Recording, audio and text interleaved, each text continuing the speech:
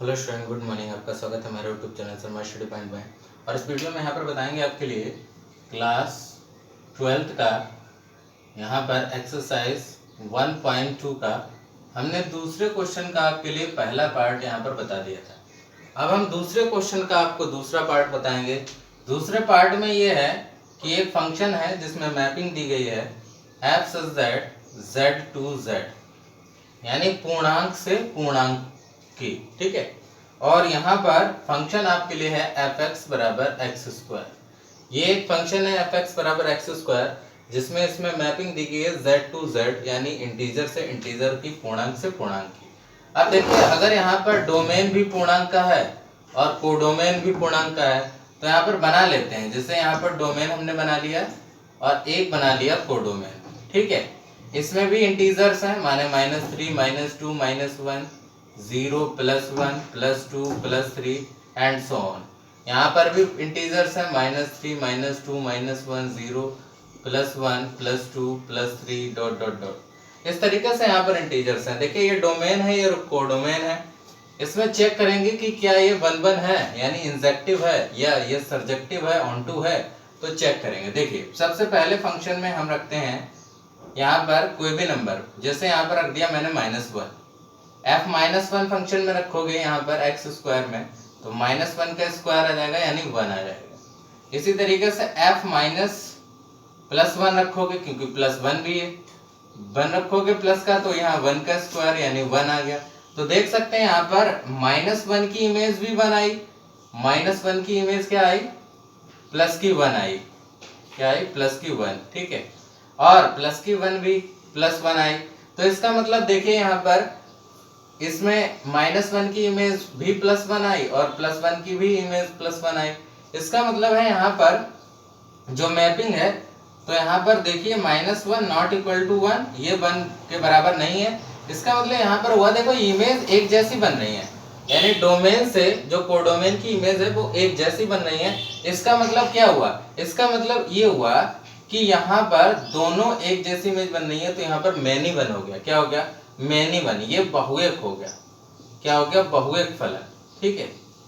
तो ये many one function हो गया, क्योंकि यहाँ पर जो मैपिंग है वो 1-1 नहीं हो रही है, एक से एक नहीं हो रही है। यहाँ पर एक दो एलिमेंट्स हैं इसके जो कि यहाँ पर एक ही मैपिंग बना रहे हैं, इसलिए यहाँ पर ये बहुएक फलन होगा। यानी हम कह सकते हैं ये जो है फंक्शन इंजेक्टिव नहीं है, इंजेक्टिव यानी 1-1 नहीं है, 1-1 नहीं है, ठीक है। 1-1 नहीं होगा, इंजेक्टिव नहीं होगा, क्योंकि यहाँ पर एक ज्यादा इमेज बन रही है, ठीक है। यानी दो एलिमेंट्स की कोडोमेन से इमेज बन रही है एक के बार में, यहाँ पर दोनों सेम बन रही है। तो इस तरीके से यहाँ पर समझ सकते हैं। उसके बाद क्या ये ऑनटू है, ऑनटू मतलब सर्जेक्टिव है, सर्जेक्टिव।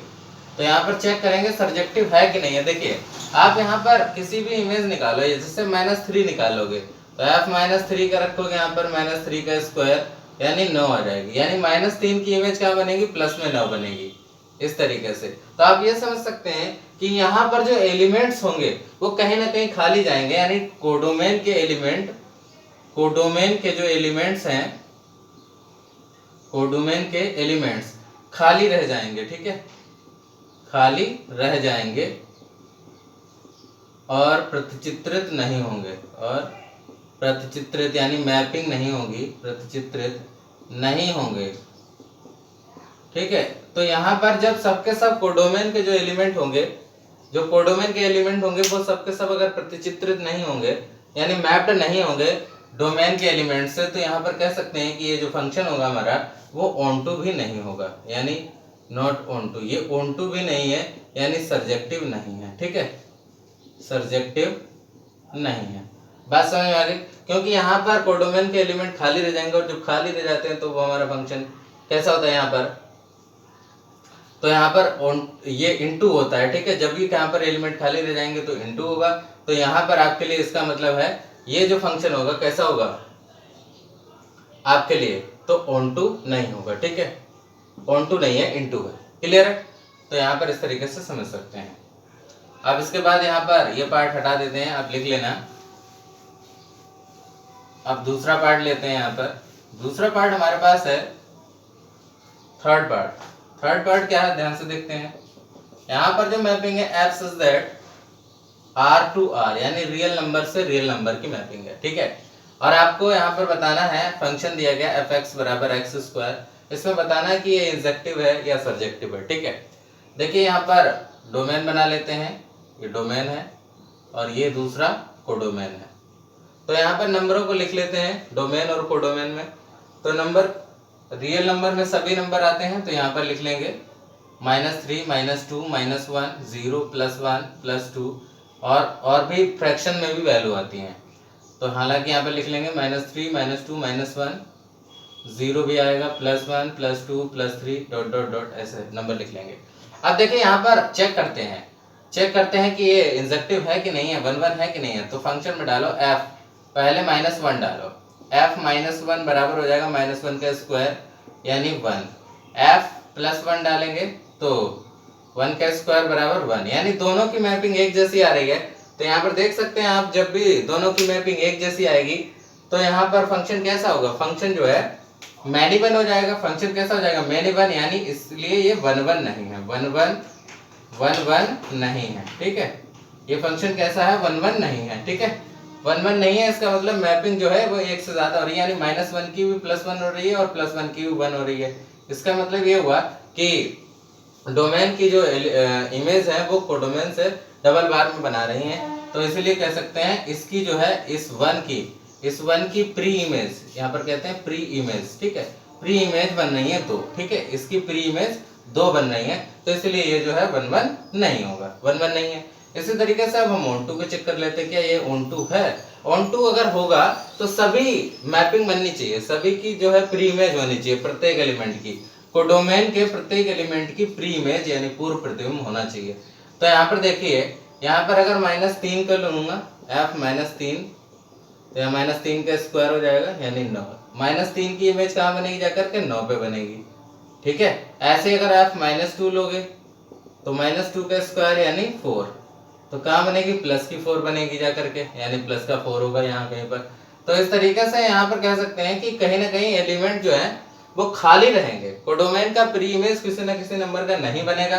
तो इसलिए हम कह सकते हैं यहाँ पर, अब जैसे यहाँ पर जितने भी नंबर नीचे लेते जाओगे तो यहाँ -1 -2 -3 इसके छूट जाएंगे ये वाले, तो इसका मतलब हुआ इसका प्री इमेज नहीं बनेगा। अगर हम -3 की बात करें, -3 का कोडोमेन की, ये कोडोमेन में अगर है, सी में है, तो यहाँ पर क्या ये डोमेन में पहुंच जाएगा, इसका इमेज इसका पूर्व प्रतिबिंब बनेगा जाकर के, -3 कोई का बनेगा, नहीं बनेगा।